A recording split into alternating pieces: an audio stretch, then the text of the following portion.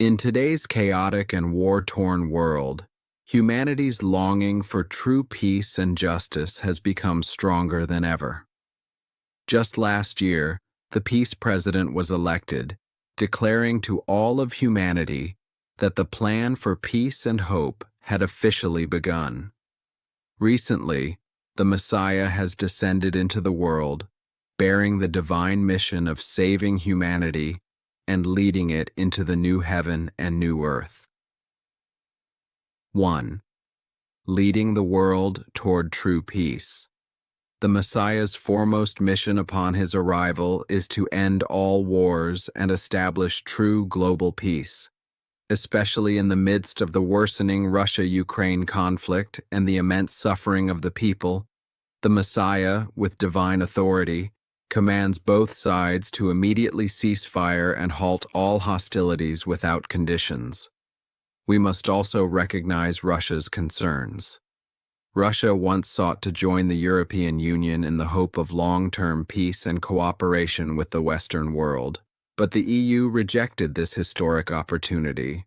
This was not just a strategic mistake, but a moral failure. Now, the Messiah calls upon the EU to face its responsibility, to reconcile with Russia, to abandon hatred, and to build a stable and enduring new order of peace. 2. Building the new heaven and new earth. A new era of civilization is about to begin. The Messiah's coming is not only a turning point in politics and diplomacy, it is the rebirth of human civilization. He will lead the world into a brand new era, the new heaven and new earth. The new heaven and new earth are not fantasies, but achievable realities. In the coming decades, the Messiah will guide nations to collaborate, develop together, and completely discard nationalism and ethnic division. All national borders will be abolished, and humanity will live as one family on this planet. Skin color will no longer divide us, language will no longer be a barrier, and religion will no longer be a source of conflict. People of different cultures and backgrounds will live together as brothers and sisters, sharing prosperity, resources, and joy. Under the new heaven and upon the new earth, science and technology will reach unprecedented heights.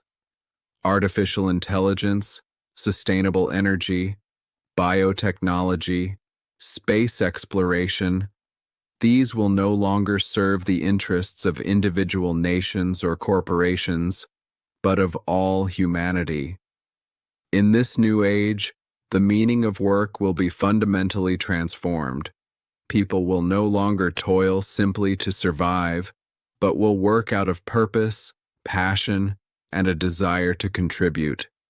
Universal access to the necessities of life will become a reality. Education, healthcare, housing, and food will be natural rights, not privileges. This is not utopia, it is a future within reach.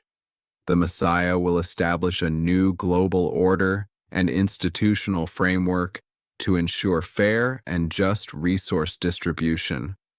Wealth will no longer be hoarded by a few, but through technology and governance, genuine social equality will be realized.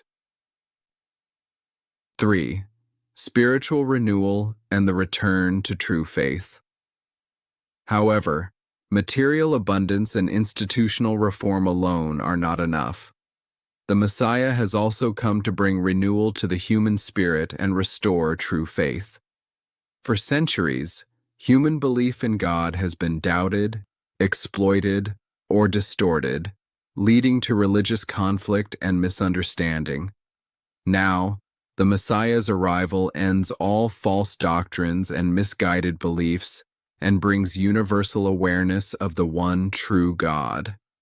The Messiah is not the savior of one nation or one people, but the guide for all humanity. He will awaken the heart with truth, heal hatred with love, and rebuild spiritual homes with faith. What he proclaims is not religious exclusivity, but the common path of the universe: love, justice, peace, and truth. All religions, philosophies, and cultures will come to mutual understanding and unity in this new age. The Messiah will end religious division and enable people of all faiths to witness the glory of the true God together. Under his guidance, humanity will be freed from spiritual confusion and emptiness, and will enter into inner peace and wholeness. 4. The turning point of history has arrived. Everyone has a mission. Today, standing at the crossroads of history, we must clearly understand the Messiah's advent is not merely a choice, it is a calling. It is not the responsibility of one country or leader alone, but the mission of every one of us. Every person with conscience, faith, and ideals should respond to this calling, let go of prejudice, abandon selfishness, and devote themselves to the great work of building the new heaven and new earth. The future will not arrive on its own. It requires our participation. The Messiah has pointed the way. We must take action. Peace is not something to wait for. It is something to build. Civilization is not dreamed into being. It is lived and created through effort. The new heaven and new earth are not far away. They are already within our hearts and within the reach of our united hands.